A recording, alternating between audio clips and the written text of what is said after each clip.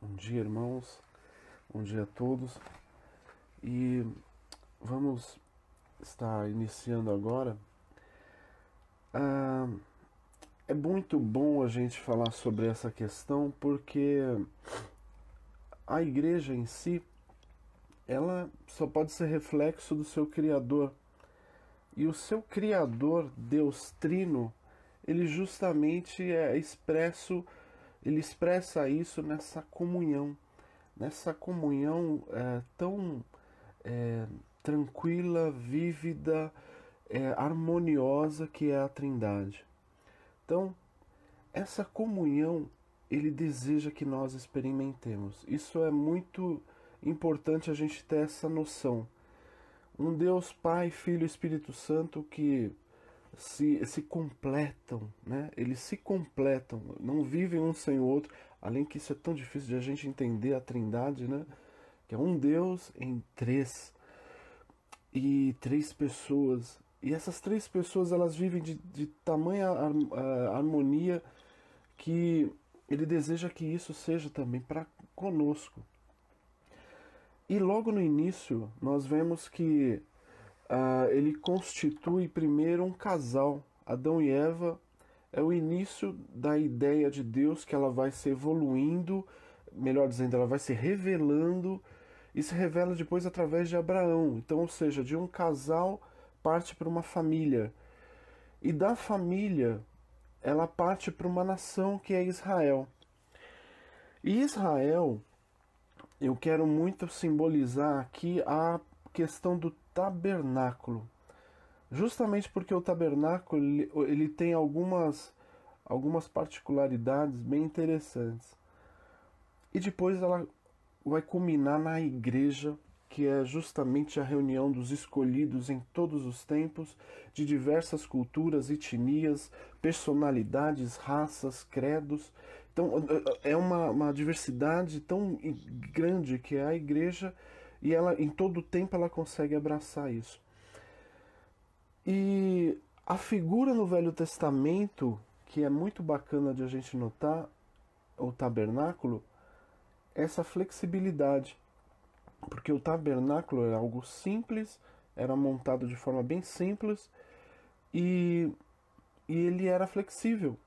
Ele se movia, eles acampavam as tendas em volta do tabernáculo e ela era desmontável. Então, essa ideia é muito legal de a gente trabalhar justamente por conta da, da visão que a igreja deve ter para com o mundo. Esses dias eu estava pensando sobre isso, né? E eu sei que muitos líderes acabaram errando por achar que a igreja deveria se moldar ao mundo, de forma de que ela teria que se adaptar ao mundo. E na verdade não. Na verdade, a igreja em si, ela deve saber ler o mundo. Ela deve ter uma leitura correta do mundo. E com essa leitura do mundo, ela entender, ela ser empática ao mundo, porque as pessoas elas não mudam, né? Nós não temos a filosofia kardecista de que o mundo está, as pessoas estão evoluindo, porque na verdade não estão. As pessoas são as mesmas, os mesmos erros que a gente encontra lá no início, a gente encontra agora. A diferença é que as pessoas estão cada vez mais isoladas, né? Mas evoluir mesmo, não. Então, a igreja, ela deve ser, de fato, um lugar onde essa comunhão transmitida pela Trindade, pelo exemplo da Trindade, ela tem que ser real.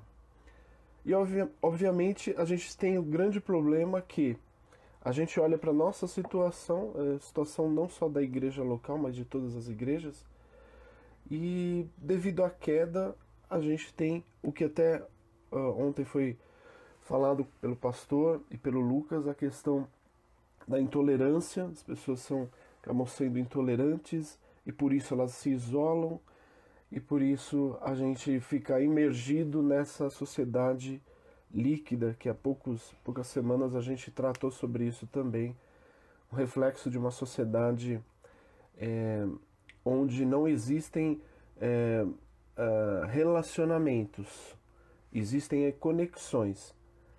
E conexões a gente simplesmente deleta, né? Sigmund Bauman falava isso. Então a gente simplesmente aperta um botãozinho, não quero ouvir, puf, e desliga, ou não quero a pessoa mais, ter amizade com ela, eu não vou conversar com ela, simplesmente eu só a deleto, eu só a excluo.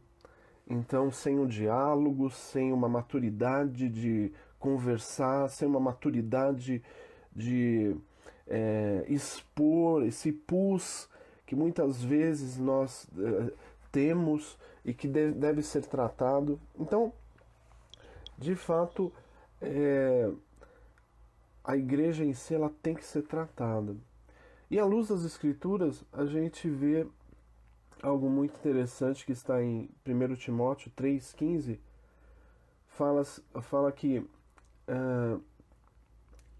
saiba como as pessoas devem comportar-se na casa de Deus, que é a igreja do Deus vivo, coluna e fundamento da verdade. Então, essas palavras são muito interessantes porque vai primeiro trabalhar a questão da casa. Nós somos a casa de Deus. É interessante que ele não diz, Paulo não diz aqui no texto que nós somos templo, né? Nesse contexto, justamente para mostrar o que? A proximidade, um ambiente familiar e sincero, justamente porque em ambientes familiares é onde deve ter o respeito também. Muitas vezes, quando não tem, devido a atritos, a gente tem que se adaptar. Então a gente tem que trabalhar isso, a gente tem que amadurecer os relacionamentos familiares, e assim deve ser a casa do Senhor. Deve ser regado de empatia, de cuidado, justamente para que, como a gente falou anteriormente, os atritos eles sejam trabalhados e a gente consiga, não como uma máquina, o exemplo que eu vou dar de engrenagem, mas como um organismo onde todos consigam viver em harmonia, viver bem. E falando da questão do tabernáculo, eu fiquei meditando sobre isso e achei muito legal um item do tabernáculo que é a acácia. A acácia é uma madeira que também nas escrituras é chamado de a madeira de cetim. E essa madeira ela tem algumas peculiaridades muito interessantes. Uma delas é justamente porque ela foi o principal material. Um material tão simples, cheio de nós, cheio de espinhos, num lugar que só se encontrava nos desertos. E foi justamente a acácia o principal material. E ele foi usado no altar do incenso, ele foi usado na arca da aliança, ele foi usado na mesa dos pães da proposição e foram usados nos varais da arca. Então, ela foi usada em praticamente todo o tabernáculo. E ela simboliza nós. Nós somos as acácias. E o interessante desse primeiro ponto é que as acácias elas foram cortadas todas serradas no mesmo tamanho e unidas umas às outras. E é assim que a gente deve ser. Essa é uma primeira questão da casa. A casa deve ser um lugar, um ambiente onde não pode subsistir a superioridade, não pode existir a arrogância. Por mais que um seja de fato na sociedade líquida que nós vivemos, onde os bens valem mais do que o ser, mas essas coisas dentro do ambiente casa, isso não existe. Somos cerrados ao meio. Somos nivelados, melhor dizendo. Nós somos nivelados. Esse é o primeiro ponto. Nós entramos num ambiente onde raça, cor, conceitos, política, status, cultura, tudo isso ela é nivelada, porque nós entramos num ambiente onde a Trindade nos ensina que nós temos que viver harmoniosamente. Vivemos em comunhão, numa comunhão onde eu vejo o próximo, eu vejo a face de Cristo meu próximo. Então por isso que há esse grande e reverente respeito. O segundo ponto que Paulo trabalha aqui é que ela é a habitação de Deus, do Deus vivo. Isso é muito legal de citar. Ontem nós estávamos fazendo um trabalho para umas crianças, né, de vídeo, e aí convidamos algumas crianças não cristãs para ajudarem com os bonequinhos, e uma delas até fez uma pergunta: Cristo existe? No meio do vídeo, né? E foi engraçado porque essa noção de que ele está vivo, muitas vezes nem para os cristãos de fato se torna notório. É como se Deus fosse somente um pensamento. E na verdade, desde Levítico capítulo 26, versículo 12, está muito claro essa questão. Está escrito: andarei entre vocês e serei o seu Deus, e vocês serão o meu povo. Lá em Jeremias 32, 38 a 40, diz assim: eles serão o meu povo, e eu serei o seu Deus. Eu darei a eles um só pensamento e uma só conduta, para que temam durante toda a sua vida, para o seu próprio bem e os seus filhos e descendentes. Eu farei com eles uma aliança permanente. Eu jamais deixarei de fazer bem a eles. E farei com que eles me temam de coração, para que jamais se desviem de mim. Então, como é importante, primeiro, a gente ter essa consciência de que Deus é o Deus Emanuel. Deus é de fato o Deus Emanuel que vive conosco. É o Deus conosco. É o Deus que está conosco. Então, essa é uma premissa muito importante que Paulo deixa muito claro. E esse Deus, que ele vive no meio de nós, igual o tabernáculo, que estava no centro da nação ali desértica, ainda no deserto, mas envolto de tendas, ali no centro estava o tabernáculo. Assim, no centro deve estar o nosso Deus. E ele, estando no centro, ele vai peregrinar entre as pessoas, ele vai relacionar, ele vai manifestar e principalmente manifestar a sua presença transformadora. Isso é o mais importante. Isso é o que, de fato, é o grande milagre do cristianismo. Porque as pessoas serem transformadas naquilo que, desde a nascença, mais do que uma doença, ela desenvolveu aquele caráter e aquilo ser golpeado, de fato, golpeado pela graça, e a graça nos atrair para Deus e isso ser totalmente transformado. Isso é um milagre que é maravilhoso. E de tal forma também, Deus nos buscou.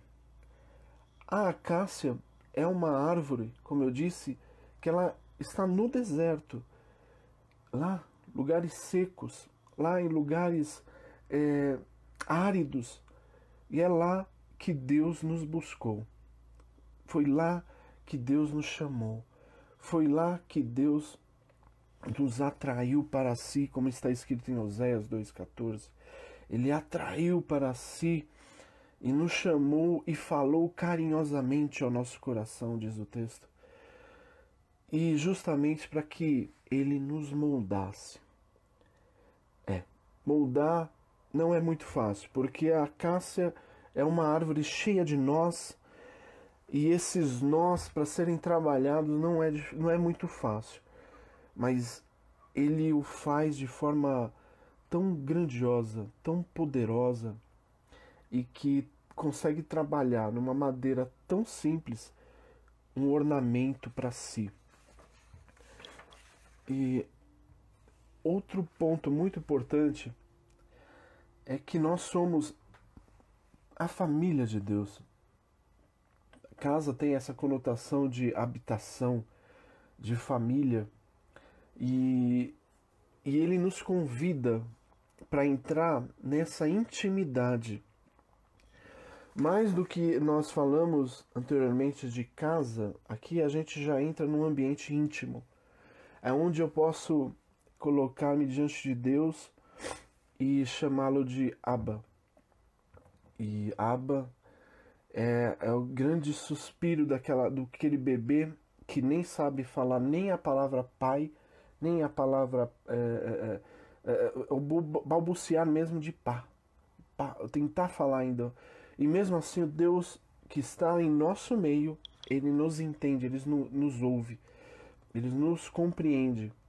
E nesse ambiente paternal, o Abba, ele tira algo que a acácia ela é repleta, ela tem espinhos muito pontiagudos.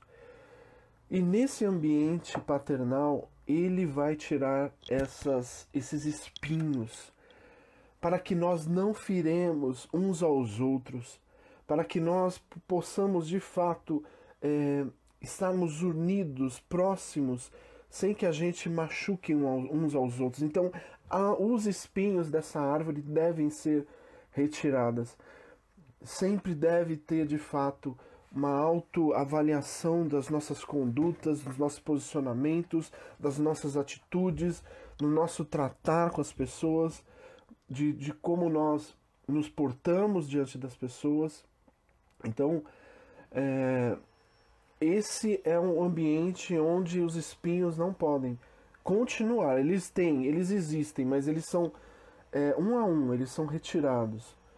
E eles devem ser atentos por nós também de serem eliminados, para que nós venhamos de fato a vivermos de forma como a Trindade quer nos ensinar, vivermos unidos de forma que as pessoas sejam transformadas. E essa transformação, obviamente, é através do Espírito Santo que vem e que nos capacita, nos traz a consciência de erros, de situações, de condutas, e essa atenção justamente vem do próximo ponto que ele vai trabalhar, que é a coluna e fundamento. Algumas traduções estão coluna e baluarte da verdade. A coluna aqui, ela é a mediação entre o alicerce e o que foi construído. E da mesma forma, a acácia, ela foi escolhida porque ela é uma árvore extremamente resistente. Ela é não só uma árvore muito, muito forte, mas também ela é praticamente imune a cupins. Então ela é uma árvore simples, é uma árvore, digamos, entre aspas, comparando com as demais, o cedro do Líbano, ela é uma árvore simples, pobre de espírito, mas é essa que Deus gosta de trabalhar. Um parêntese aqui, né? Nosso Pai é o Pai que quando Ele ora, Cristo ora, Ele diz de fato. Ele agradece a Deus pela revelação ser dada a nós, os simples, aos pequeninos. É do agrado do Pai que isso seja de fato oculto aos arrogantes, aos ditos grandes. E de fato, é um prazer de Deus trabalhar com acácias. E nós também devemos ser revestidos de toda a armadura de Deus, como está escrito lá em Efésios de 6, 10 a 17. E assim para que o fundamento que é o próprio Deus, a nós estejamos ligados a Ele. Então, não basta a coluna. A coluna, por mais que nós estejamos,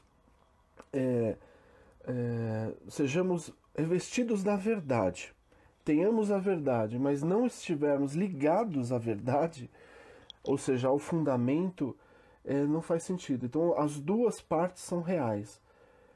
E o fundamento é algo muito importante que acontece com a acácia. Lembra que eu disse que a acácia é uma árvore muito simples, cheia de nós, difícil de trabalhar. Sabe o que Deus faz com isso? Ele ordenou ali ao povo de Israel revista de ouro. Justamente. É esse momento onde nós somos revestidos de ouro, sendo simples acácias, mas nós somos revestidos de ouro para que nós estejamos de verdade ligados ao Pai. Essa ligação é uma ligação como um cordão umbilical. E ela nos nutre. E ela que nos faz, de fato, estarmos conectados com Ele. E essa conexão, ela só pode existir nesse ambiente chamado casa, nesse ambiente chamado igreja, nesse ambiente onde as pessoas elas são nutridas umas às outras, elas nutrem umas às outras, mas tendo como base o fundamento, esse fundamento que é Deus. E tendo essa nutrição, e a palavra correta de fato é um cordão umbilical, porque enquanto o bebê ele é nutrido, ele existe, eles têm vida. Sem o cordão umbilical não há vida para esse bebê. E assim somos nós. Se nós não estivermos ligados ao Pai, conectados ao Pai, nós, de fato, nós somos infrutíferos. Nós somos seres acomodados. Nós nos tornamos pessoas incapazes de ler o nosso tempo. E aí é onde ocorre, como eu disse no início, esse pensamento de querer adaptar a igreja para um mundo corrompido. Isso acaba sendo uma forma onde a igreja ela perde totalmente a sua conexão. E essa leitura que a gente tem que fazer é a mesma que o próprio Cristo deu o exemplo aqui quando esteve conosco, onde nas grandes dificuldades ele conseguia observar, ele conseguiu mostrar para aquele povo que aquele contexto onde eles estavam vivendo, onde o fariseu, o escriba, que todos os viam como pessoas cheias de conhecimento, eles não tinham nada para oferecer. Eles não tinham nenhuma conexão com Deus. Eles estavam abortados de Deus. Eles estavam de fato abortados. E Cristo leu isso. Cristo leu essa situação. E ele traz essa grande verdade que por muitas vezes as suas palavras foram duras e por muitas vezes muitos discípulos o deixaram. Muitos discípulos disseram: suas palavras são densa demais, é pesada demais, é difícil demais. Mas o mais importante é que somente Ele tem palavras de vida eterna, como disse Pedro. Somente tu tens palavras de vida eterna. E quando nós entendemos isso e sabemos que a verdade de Deus ela é inegociável, ela é inegociável. Então nós temos essa grande verdade dentro de nós E só tem algo muito mais interessante que a gente tem que colocar para fora, que é justamente esse grande amor. Porque só estarmos baseados e não expressarmos isso de forma como o nosso Cristo o fez, de forma tão amorosa, isso também mostra que não estamos totalmente ligados ao Pai. Porque o Pai sempre se mostrou dessa forma, através de Cristo, porque a sua, a sua caminhada aqui, a sua peregrinação aqui, foi repleta de verdades duras, algumas vezes, mas amorosas, abraçadoras, acalentadoras. Ontem a gente estava conversando sobre isso e a gente chegou a uma conclusão de que, de fato, quando nós estamos com Deus, estamos arraigados a Ele, mesmo que Ele nos discipline, não há nada melhor do que isso. Mesmo em disciplina de Deus, mesmo estando em situações onde nós sentimos que nós estamos sendo moídos, como está escrito lá em Isaías 53, versículo 10, mesmo numa situação dessa, nós ficamos gratos. Gratos como Jó ficou. Jó, capítulo 42, quando, a partir do capítulo 38 ou 39, não me lembro, quando Deus começa a falar com Jó, ele não responde nenhuma pergunta de Jó. Nenhuma. Ele só questiona Jó. E Jó, quando ele abre a boca, ele declara, né, eu te conhecia só de ouvir falar, mas agora meus olhos te veem.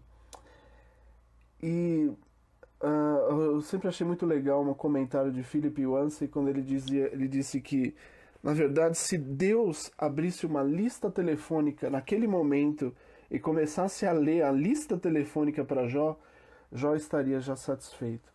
E é verdade, porque a grande questão ali de Jó é: eu preciso somente te ouvir. Eu só preciso saber que o Senhor está presente. Eu só preciso saber que nessa situação que eu não entendo, que eu não compreendo, que não existem respostas, eu só quero saber que o Senhor está aqui. É a única questão. Então, mesmo na disciplina, a presença de Deus é suficiente. Essa experiência Moisés teve. Moisés teve essa experiência lá em Êxodo, se eu não me engano, capítulo 32, quando o povo tinha feito o bezerro de ouro, e Deus diz que vai colocar um anjo na frente, ele não vai mais guiar. E Moisés fica desesperado e começa a falar: não, você não pode fazer isso. Se o Senhor não for, eu não vou ir, eu não vou continuar. O Senhor tem que ir conosco. E Deus se mostra, depois de vários diálogos, Moisés é audacioso em falar: Senhor, então mostra-me a tua glória, ou seja, mostra-me a tua presença. Mostra que o Senhor está presente aqui. Mostra que o Senhor está aqui. E a grande palavra que é comentada aqui nesse capítulo é: e Deus fez passar toda a sua bondade. Toda a sua bondade. Então, quando nós, mesmo em situações que nós não entendemos, essa é a melhor coisa que a gente pode almejar, é estarmos conectados umbilicalmente a Deus. Estarmos ligados de fato a Ele. Porque de tal forma como está escrito lá em Jó, no capítulo 14, versículo 7 a 9, Nós não podemos ser acácias cortadas e não vinculadas ao Pai, não vinculadas a Ele. Porque está escrito lá que para a árvore, pelo menos há esperança. Se é cortada, torna-se a brotar, e os seus renovos vingam. Suas raízes poderão envelhecer no solo e o seu tronco morrer no chão. Ainda assim, com um cheiro de água, ela brotará e dará ramos como se fosse muda plantada. Mesmo que por N ocasiões, N situações que te levaram a você abandonar esse ambiente de casa, ou que você, porventura, passou por alguma situação onde se sentiu abandonado dentro da igreja, ou se sentiu desprezado dentro da igreja, é muito importante que você reconecte, porque sempre há esperança, mesmo que a acácia seja cortada. Ela pode ser colocada, como aqui esse capítulo diz, ao cheiro. Ela poderá, pela, como eu disse, pela movimentação aqui de Deus, pela sua peregrinação em nosso meio, ele pode e ele vai fazer com que nós sejamos de fato reestruturados e você vai se sentir novamente amado. Infelizmente, a gente volta nesse ponto da questão desse mundo líquido, onde as pessoas não conseguem, tem uma dificuldade muito grande de conexão, de relacionamento. De conexão é muito fácil, perdão, mas de relacionamento. E isso acaba com que as pessoas elas percam a sensibilidade. Então, meu irmão, o grande desafio para nós é sermos empáticos. E para aqueles que estão fora, machucados, feridos por nós, que vocês tenham a consciência de que Deus, ele pode restaurar, ele pode fazer tudo novo, ele pode te renovar de uma forma onde você entenda a grandiosidade do Evangelho, a grande ideia de Deus para com isso. Porque não é à toa.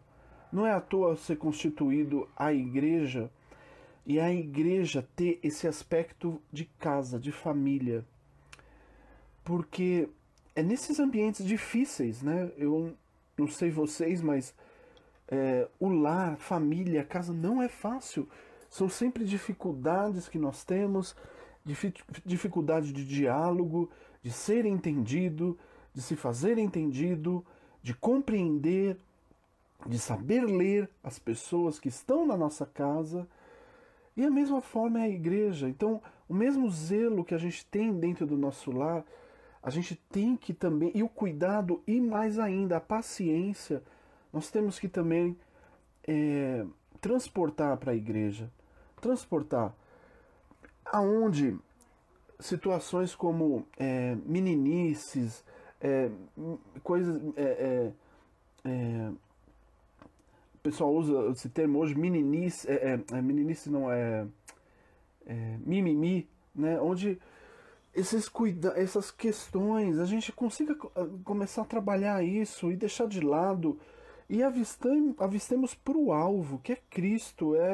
O alvo é que as pessoas sejam alcançadas, o alvo é que as pessoas que estão aqui em volta da nossa comunidade, em volta das nossas vidas, elas vejam mudanças em nós e vejam mudanças em cada um dos membros da nossa igreja e vejam essas mudanças, e isso faça com que ela veja de fato brilhos nessas acácias, e essas acácias não sejam mais árvores todas cheias de nós, mas que elas reflitam de fato o ouro que é a presença de Cristo em nós. E por isso nós devemos, de fato, amar a nossa igreja local, A gente tem que compreender o papel dela na comunidade. A gente deve orar pelos nossos líderes. E algo muito importante isso, a gente compreendê-los, ter paciência, ter amor, cuidado com eles. E justamente porque o peso que eles carregam acaba sendo um peso que não deveria ser.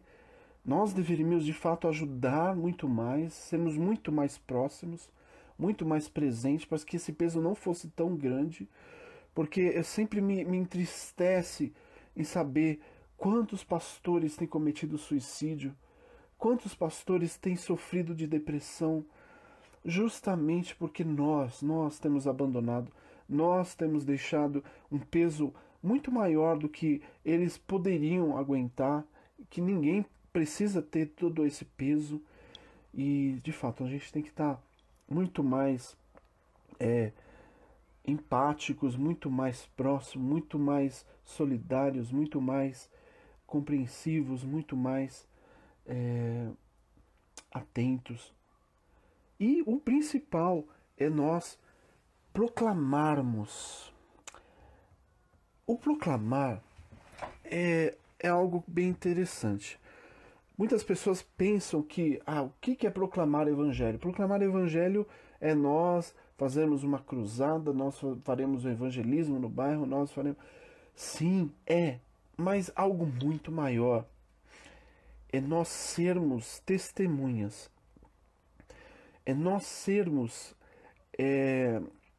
mais do que as nossas palavras podem dizer, as nossas atitudes, elas expressarem a Cristo. Esse é a grande boa nova. Essa é a grande boa nova. Sabe por que eu digo isso assim com muita certeza? Justamente porque se não for dessa forma, se somente forem palavras, a gente entra numa tese filosófica. É uma tese somente que a gente vai defender. E muitas vezes é feito isso. As pessoas querem evangelizam a pessoa para que ela venha para a sua igreja. E não elas conheçam o Cristo que habita em você. Mais ainda, é que você expresse Cristo de uma forma que a pessoa, quando te vê, ela confunda você com Cristo. Essa é a mensagem do cristão. Essa é a mensagem que foi dada aos de Antioquia, porque eles eram pequenos cristos. Esse é o significado da palavra cristão. Então se confundia. Eles de fato são discípulos de Cristo, porque eles são Cristo aqui na terra. Ele partiu, mas ele deixou impresso.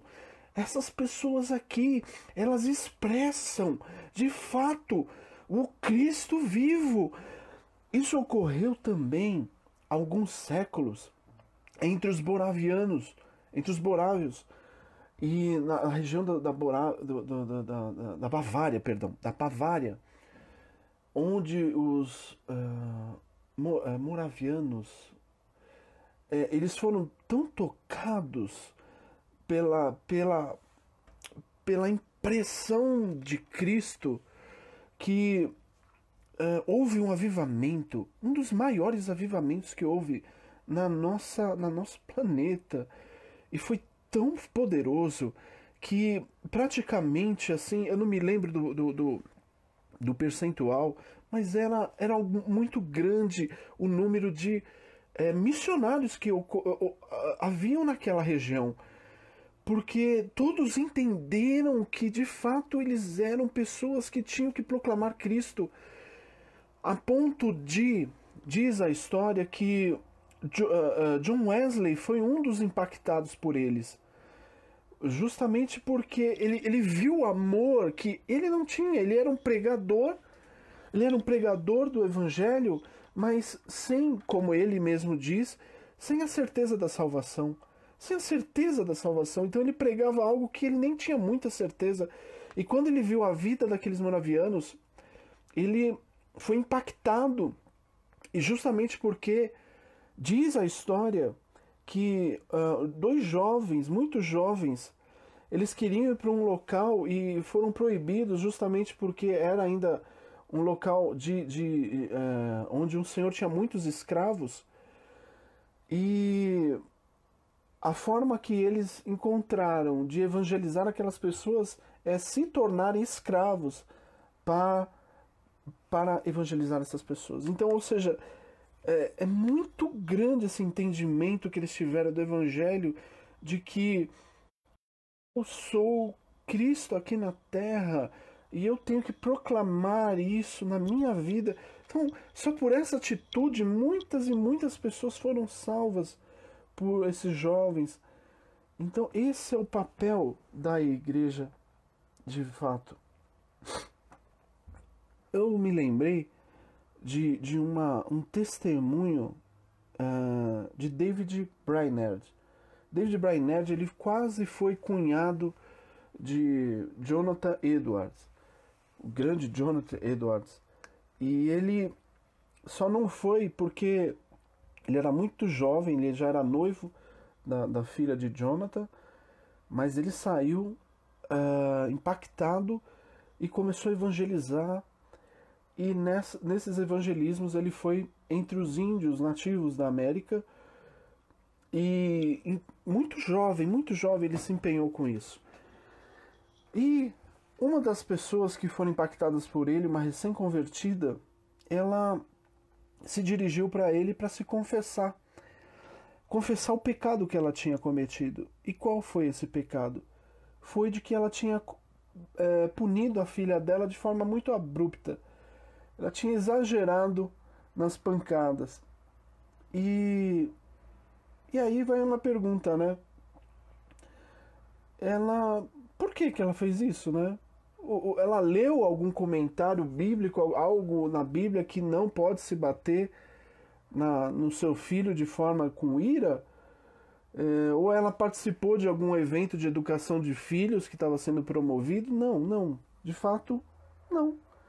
É justamente porque quando nós fazemos parte na família de Deus, como eu disse, Deus andando entre nós, Ele estando entre nós, Ele movendo entre nós e movendo em nós, as suas impressões são colocadas em nós e naturalmente elas são impregnadas no nosso caráter e coisas que nós fazemos sem que ninguém nos fale, nós deixamos de fazer. O Espírito Santo ele nos incomoda, ele nos molda, e quando a igreja toda ela se conecta dessa forma, essa sensibilidade como essa mulher recém-convertida teve, de que ela percebeu que que a atitude que ela teve ofendeu o Espírito Santo. Ah, como isso é delicioso, como isso é maravilhoso. Quando a igreja ela se percebe assim como pecadora, frágil, acaciana mesmo. Ela é de fato um ser cheio de nós e espinhos, mas o Pai a ama e o Pai a trata e o Pai tem o prazer, de fato, o prazer de trabalhar nessas estruturas, nessas árvores mais duras, mais difíceis que nós somos, e fazer de fato que nós expressemos a Cristo de forma mais plena, mais vívida. A palavra é essa, vívida. Essa é a grande diferença que a gente tem que trabalhar. Que o Evangelho não seja algo triste, algo sem vida, algo onde não tem espaço para lágrimas, onde não tem espaço para sinceridade. Sinceridade quando a gente lê os Salmos. Ontem nós estávamos meditando nos Salmos e o salmista ele não tem nenhum problema em dizer: Senhor, levanta-te, porque eu não te percebo. Muitas vezes nós não percebemos, nós não entendemos, mas nós o desejamos porque nós sabemos o que é bom, porque é isso que Pedro lá diz em 1 Pedro no capítulo 2, se é que tens experimentado que Deus é bom. Porque se você não tem experimentado que Deus é bom, você não tem experimentado essa conexão que é o verdadeiro cristianismo, é a verdadeira igreja.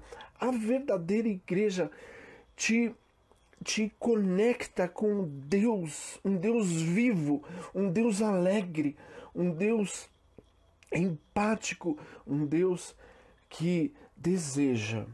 Ele deseja algo que está escrito lá em 2 Coríntios, no capítulo 2, no versículo 15. Está escrito que porque para Deus somos o aroma de Cristo entre os que estão salvos e os que estão perecendo. Uma coisa interessante da acácia, que é uma árvore muito cheirosa. Ela tem um aroma diferente de muitas árvores. Quando são cortadas, elas às vezes eliminam odores ruins, mas diferente da acácia. Quando ela é cortada, ela exala um cheiro muito agradável. E deixe-se ser cortado. Porque quando nós deixamos ser cortado, tirando os espinhos, tirando os nós, nós exalamos um perfume agradável de Cristo. E nesse molde, ele pode, nessa moldura que ele vai construir, ele pode estabelecer uma igreja onde as pessoas que adentrarem, elas vão perceber que há um aroma que não é daqui. Ele não pertence a essa terra corrompida, essa terra onde só, como diz lá Jeremias, só há águas rotas, onde as pessoas bebem as águas rotas e acham que estão se saciando com elas. Não. Existe lá um aroma, uma água pura. E lá, desse aroma que vem do reino dos céus, que não é desse mundo, vem do alto, de fato, eles vão desejar conhecer, vão desejar estar próximos, vão desejar exalar o perfume de Cristo. Amém? É muito bom nós estarmos meditando nessas passagens. Se houver alguma dúvida, os irmãos quiserem comentar algo, fica esse espaço agora aberto para algum comentário, algum parecer, algum acréscimo. Os irmãos fiquem à vontade. E é muito bom. De fato, como é maravilhoso a gente perceber que como somos acácia, e mesmo sendo simples, mesmo sendo até meio que desprezados, eu sempre fico com isso em mente, né? Que agradou a Deus revelar a nós, aos pequeninos, as grandes maravilhas de Deus. Amém? Gostaria de estar orando para nós estarmos encerrando esse momento. Amém? Eterno Pai, nós te agradecemos, Senhor, porque nós nos colocamos de fato como acácias diante de Ti, Senhor. E nos sentimos honrados por isso, porque como é bom estar nos Teus mãos, Senhor, ser trabalhados por Ti, Senhor. E fazermos parte de uma estrutura, Senhor, onde são várias acácias diferentes, cheias de nós, mas elas vão se juntando e em meio a esses espinhos elas são retiradas, são trabalhadas. Como é maravilhoso isso, Senhor! Quão difícil e maravilhoso é, mas que nós estejamos conectados a Ti. Porque quando há essa conexão contigo, Senhor, nós podemos, Senhor, entender, compreender, ter paciência, ter empatia, Senhor, e estarmos, Senhor, à disposição de Ti, Senhor, para que nós expressemos, Senhor, todo o aroma de Cristo, Senhor, para a honra e glória do Teu nome. Amém.